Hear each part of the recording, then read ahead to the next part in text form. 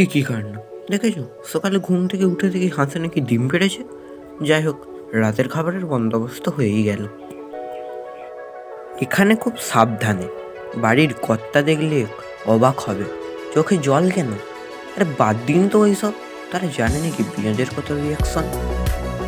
এরপরে গায়ে যত জোর আছে সমস্ত প্রয়োগ করে পেঁয়াজ, লঙ্কা এবং অল্প কিছু নুন ভালো করে মাখিয়ে নিই। এরপর চোখের জল মুছে কর্তার দুঃখ ভুলে তাড়াতাড়ি ডিমগুলোকে ফাটিয়ে নিতে হবে।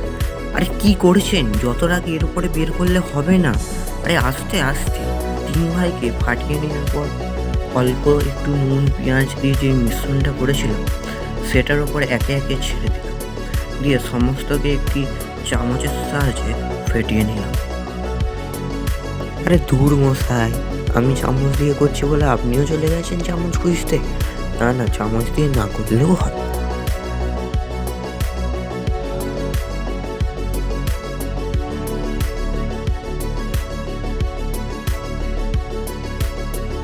তেলের শিশি খুঁজুন, মুখটা খুলুন আর কড়াতে ঢালুন।